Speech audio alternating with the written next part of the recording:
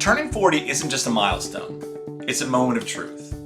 In today's hyper-competitive landscape, brands hitting the 40-year mark either evolve or risk fading into irrelevance. It's no longer just about nostalgia, it's about reinvention. Smart brands use this moment to reintroduce themselves to the market, sharpening their positioning, doubling down on customer experience, and launching bold marketing campaigns that re-engage customers and reignite loyalty. One brand doing exactly that, California Pizza Kitchen. As CPK celebrates its 40th anniversary, it's not slowing down. It's turning up the heat with a fresh brand voice, fearless marketing, and an unwavering focus on customer loyalty. The brand is rewriting what a legacy brand can be. And at the center of it all is Dawn Keller, their dynamic new CMO, who's leading the charge. Dawn, we're excited to speak with you today. Thank you very much for taking the time to join us on the Leaders in Customer Loyalty series. How are you? I'm great, Mark. How are you? I'm doing well. Thank you very much for taking Good. the time to speak with us today. First off, we like to start these with a little background. And then for those who may not know, can you give us a short introduction to California Pizza Kitchen? What's the backstory of the company? Why was it started? Would love to know that. Oh, sure. I'd be happy to.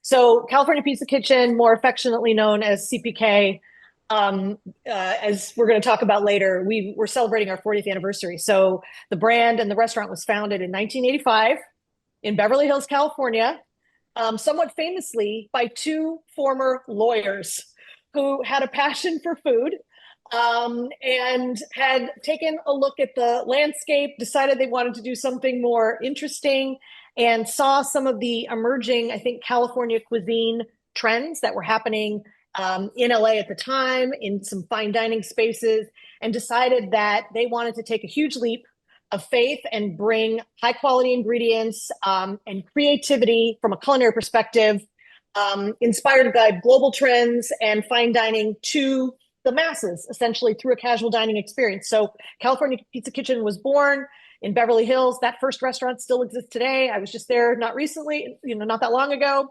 And our kind of, twist on global flavors with a California spin and freshness and creativity really resonated.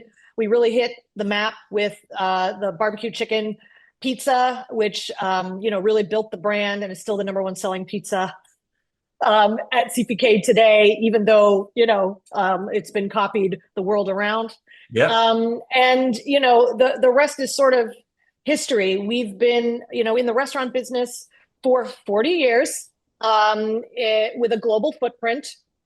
And for about 25 of those years, we've also been a national brand at your favorite grocery store in the frozen food aisle with high quality frozen pizzas and additional product categories that have come later. So people know CPK sometimes for both and sometimes just one or the other, depending on where you've lived. Okay, excellent.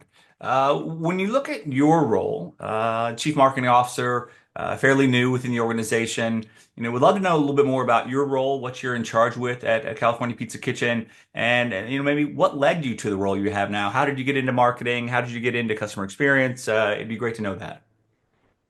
Sure. Okay. So I joined CPK just over a year ago as CMO. And I oversee, sort of all facets of marketing as you would expect, and digital, and also culinary, right, or R&D and menu development. So it's a broad, robust but exciting role that allows me to have a lot of impact and help drive the company forward. So, in terms of how I got here, there's sort of the professional track, and then there's a little bit of the personal story too, and they sort of dovetail. Professionally. I always say I don't have the most traditional CMO career path, but lots of people say that, right? Because CMOs are a diverse bunch now because of the demands of the role, as you know. So prior to coming to CPK, I was the chief marketing officer at Lou Malnati's Pizzeria in Chicago. So, it's one of those legendary brands. If you know, famous for deep dish, been in business for over 50 years. Both their restaurant business and their direct-to-consumer e-commerce business, which they've had forever too. And prior to that, I led global digital and e-commerce and parts of US marketing for Krispy Kreme donuts for several years.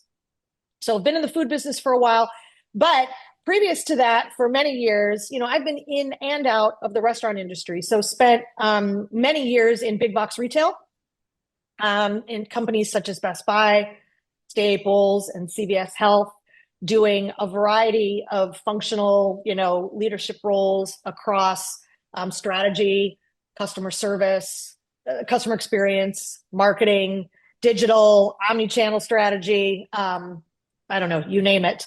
And my first foray into food and the restaurant space, where I really kind of got the bug, right, and realized what a fantastic industry it is, was at Caribou Coffee, out of the Twin Cities. And I led the strategy and P&L for the food category, and then later took over all innovation across their retail business. And my first career was in the television industry. So I've kind of been here and there and everywhere, but, I like to think that diverse path, both in terms of industry and functional roles, has, all kind of helped me be kind of the well-rounded CMO that I hope to be today. And I know that might be something we can talk about later, right? Which is how we see this role kind of evolving, right, for the modern marketer. Yeah, The absolutely. personal, go ahead, and then No, go I'll ahead. tell No, you one quick. continue. No, this is very interesting.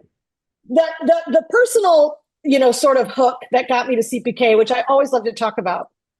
And I've been so fortunate to work at really iconic and great brands. Like, there's no brand on my CV that like I look at today and go, why wouldn't you want to work at that brand? In my mind, I'm biased. But CPK was extra special because I've been a customer of CPK for decades, So like literally since, I don't know, the mid 90s, or perhaps even earlier than that. And as I've moved around the country, which I've done a lot of, I've always had sort of my CPK, right, as one of my go-to restaurants. So it was just so awesome when I got the call and had the opportunity to come here, right, and say, now I can take sort of this personal, passion that I have for the brand and apply it to helping usher in the next wave of growth. And you mentioned you have a very diverse background, which is great. I think you bring kind of a very unique perspective, from CVS to Best Buy and some of the others. When you look at the role, how do you see the role changing? And are you bringing kind of a unique perspective to CPK that may not have existed before?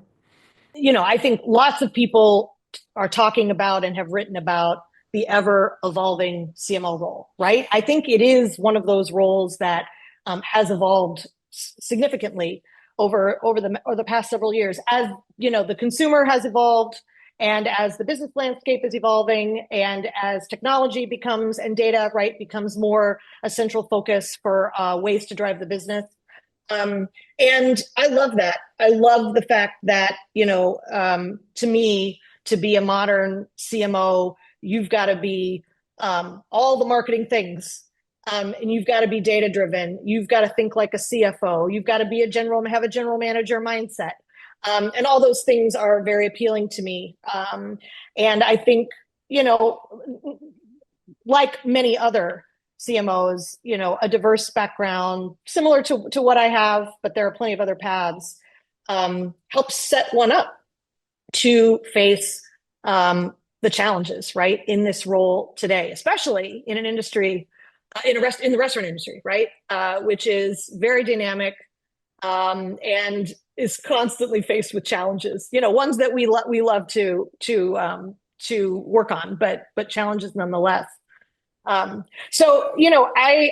appreciate the fact that I didn't have maybe a linear path getting here. And I remember years ago, earlier in my career, maybe mid-stage, somebody asking me, do you want to be a CMO? And at that time, I said no.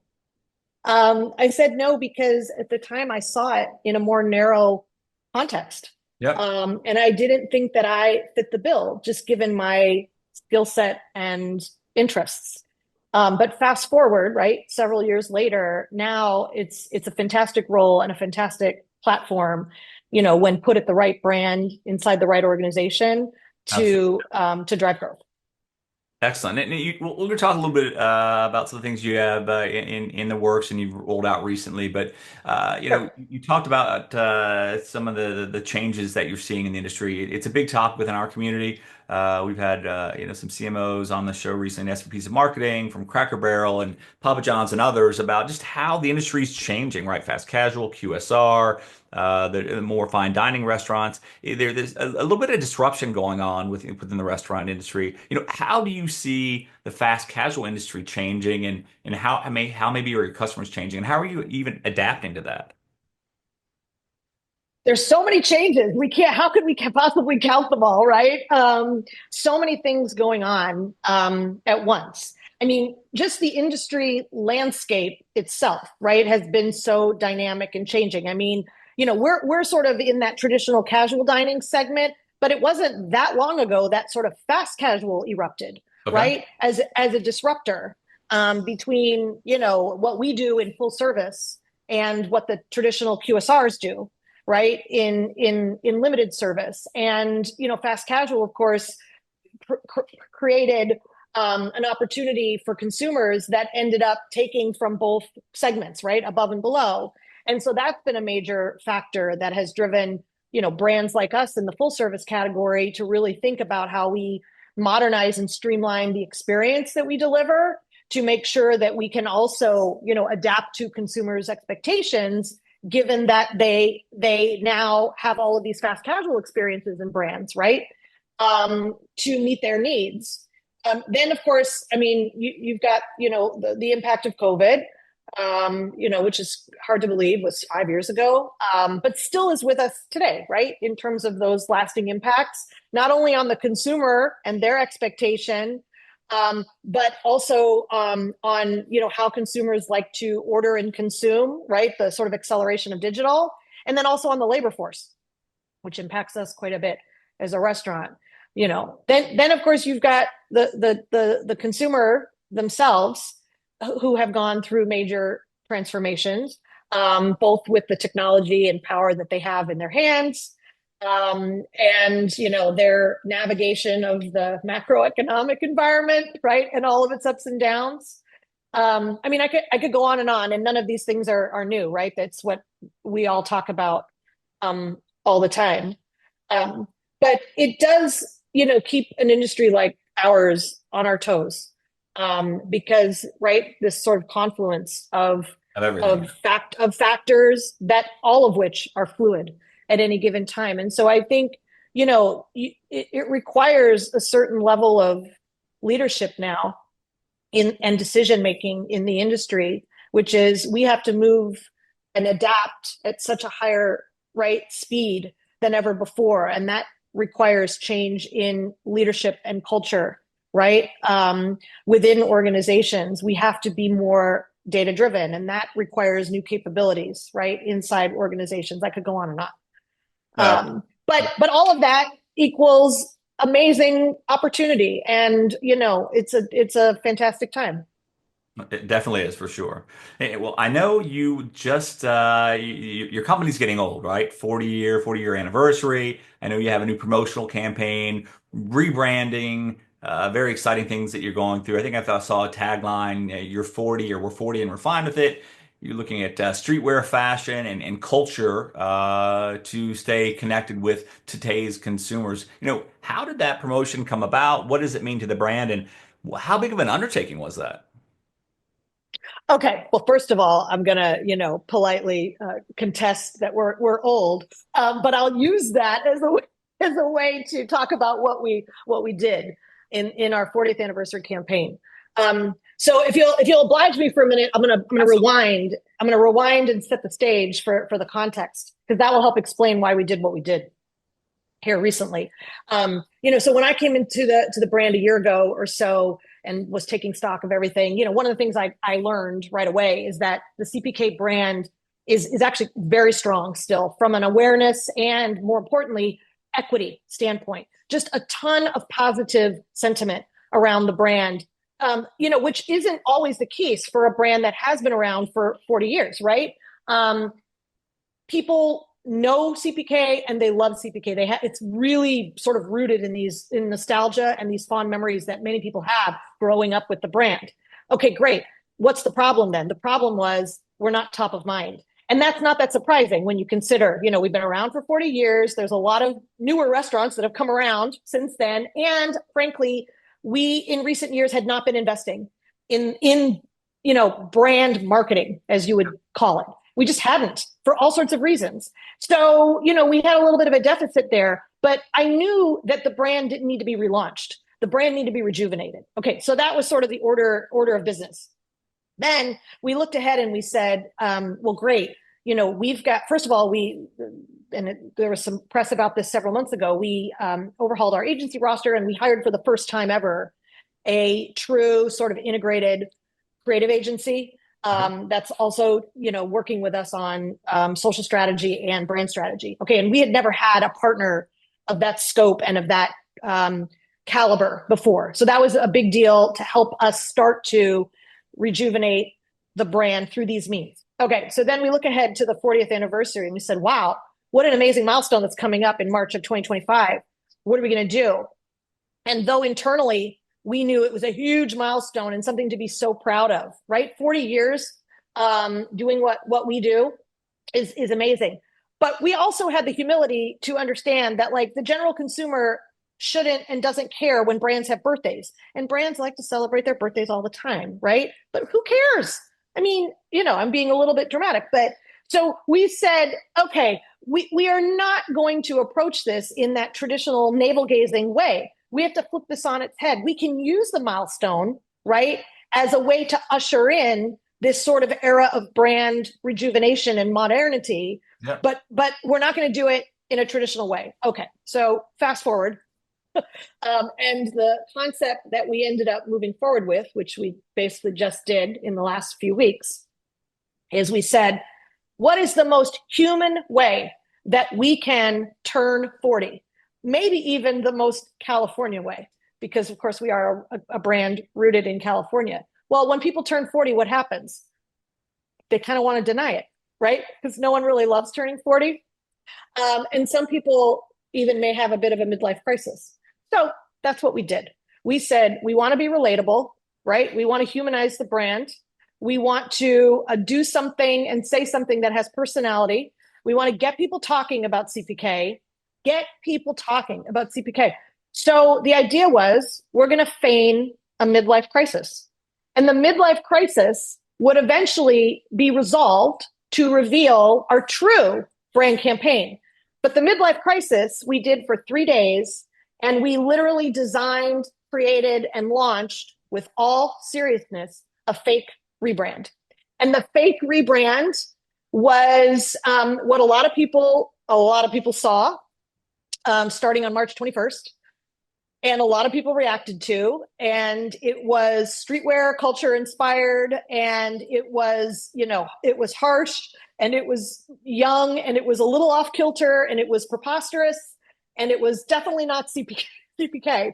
And it created the buzz and honestly confusion that we intended.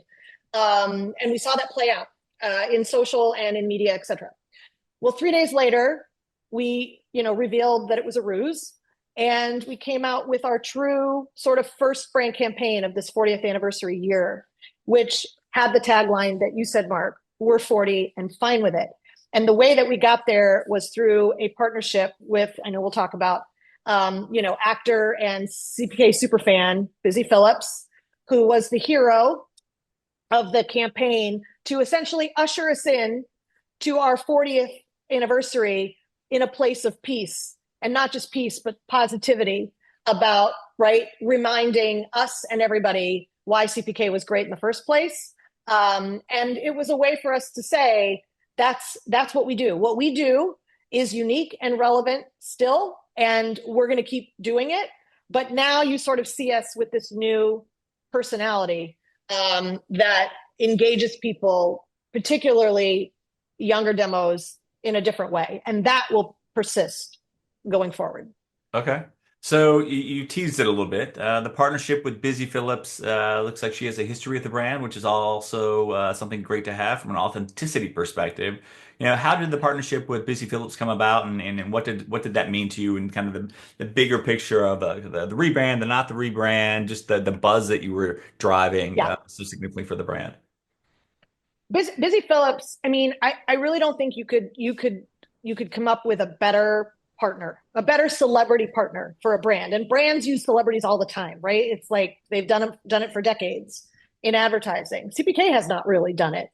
But you couldn't find something better because her connectivity to the brand, and as you said, Mark, her authenticity is sort of through the roof, and that's really what is needed today with modern consumers, right? Who just aren't interested in slick advertising campaigns that talk to you, even if they have celebrities in front of them. Right? They want authenticity Yeah. and relatability. So Busy Phillips was a CPK employee before she was a famous actor.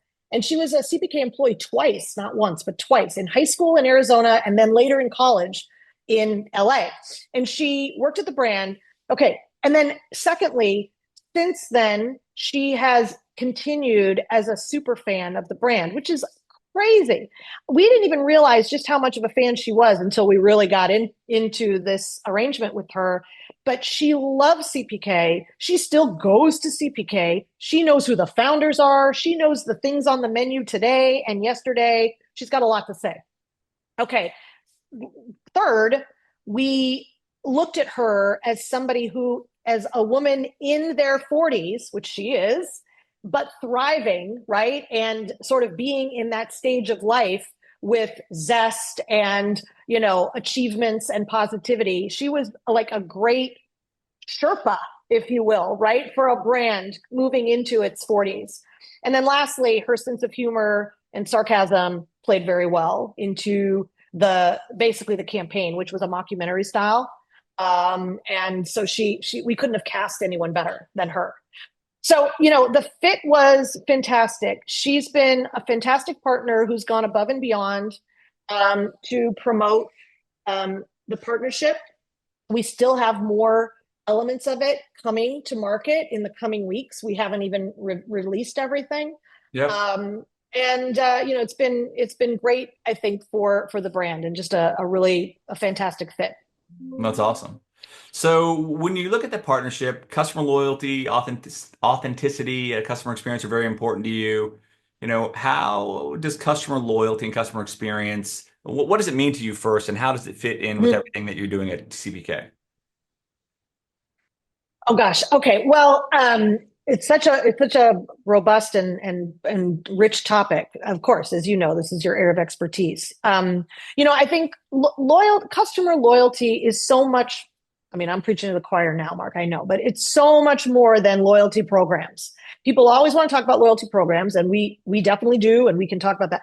But it's so much more than that, right? That's a thing that we offer. But loyalty is really what lives inside the customer's hearts and minds, right? Yep. With respect to a brand that drives behaviors that maybe are, over and above their behaviors with other brands, and perhaps even go into stages of irrational right decision making, right? Because there's emotional connection. So when we think about, all the ways to garner or cultivate customer loyalty, it's multifaceted. And we have to be working on those and measuring those all the time. It starts in the restaurant with the experience that we deliver, right? And how we treat our guests and how Yep. we treat them like they're the most important guest, right? Whether they're a loyalty member or not, whether it was their first visit or their 25th visit. And that is something we have to do every day as a building block to earning loyalty, right? And service and hospitality, but also, the food itself, right? Because at the end of the day, that's the core of the experience. We certainly think about how we make the experience of CPK to our guests more relevant and more personalized. Again, every brand is talking about this and pursuing it in different ways, but we know it is so critical towards, again, building those loyal emotions and loyal behaviors. So, there's all sorts of things that we are working on to drive relevancy, so that when we're showing up and talking to consumers or talking to our guests or even delivering the experience, whether digital or in real life, that it's their experience, right? It's not a one size fits all, and they can really feel like this is a brand for me that knows me and gets me. And then the rewards program itself, is a mechanism, right? A mechanism on top of all of those things, or in some cases, a way to help deliver on those things. Absolutely. And customer loyalty is not just the program, as you mentioned, right? It's kind of a more holistic approach to the customer centricity, and we see that there's Yes. bifurcation between brands who truly focus on the customer, who truly listen to and understand, tailor offerings to them, and those who don't. And there also is kind of a bifurcation right now, and they look at customer loyalty and customer experience as, is it a cost, is it an investment, and is it prioritized Yeah. organization? Yeah. You look at this, how is customer loyalty prioritized within your organization? Yeah. Before I answer that, I just wanted to make one other comment, which is, I think one of the things that gives me so much positivity about CPK, and that would feel very fortunate, is that we are a brand that has sort of such embedded loyalty already. Remember at the beginning, I was talking about the emotional connection people have with the brand, the fact that it's rooted in nostalgia, the fact that a lot of people grew up with it, and have been coming to CPK over the various cycles of their life, because that's just the way that the brand has played out. Yeah. We already kind of have the foundational loyalty as a brand, and one that is not as transactional. So it's a great foundation to build upon. Um, okay, so you were asking about how it's prioritized, Yep. yeah? Absolutely. Yeah, I mean, right now it's actually, I would say, both at the broad level that we talked about a minute ago, and in the specific context of loyalty program, or loyalty marketing, we're putting a very significant priority on this space right now. And on the first hand, when we think about and talk about all of those different methods by which we garner consumer loyalty and guest loyalty, all of those areas, we have specific KPIs and measures, right, that we focus on constantly, all the way from our corporate office down to every general manager. So we're monitoring, right, and measuring all sorts of things around guest sentiment and loyalty and behavior and so on and so forth. And then in the specific context of, loyalty programming, this is a huge effort and focus area for us right now, and is something we're working on behind the scenes. And we can talk about that more at a future date, of course. But we're taking a fresh look, and I can certainly talk about our current rewards program today. We're taking a fresh look at it. It's been around for, more than 11 years. Okay. And has been a good program for CPK, but in all candor, it's a legacy program. And it's a very traditional program, and it's a one-size-fits-all program. And those things are not the way of the future and do not align with our go-forward strategy. So we're doing a lot of great work now, strategy and design work, to reimagine what that can look like to be a win-win for our guests and for the business and growth and profitability. And I'm really excited about some of the things we're working on in that space.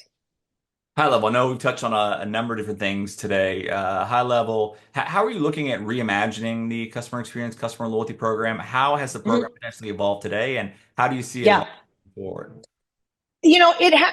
I don't purport to have the full history from the 13 years or whatever that it's been around, but it hasn't evolved that much, to be honest. Okay. The program's gone through a couple of tweaks over the years, but it's essentially sort of the same kind of program we've had for a while. And again, it's not that there's anything wrong with it. It actually, sort of operates like a lot of restaurant loyalty programs. It's point based, right? You earn $1, you earn a point for every dollar you spend, and every time you hit a certain threshold, in our case it's 75 points, you get a $5 kickback, right, to use on an upcoming visit. We have tiers. You can by your points achievement, you can unlock different tiers of membership, which come with additional benefits. We've got an app, right, that helps you with your experience, but you don't have to be an app user. Yep. It's the same for every guest.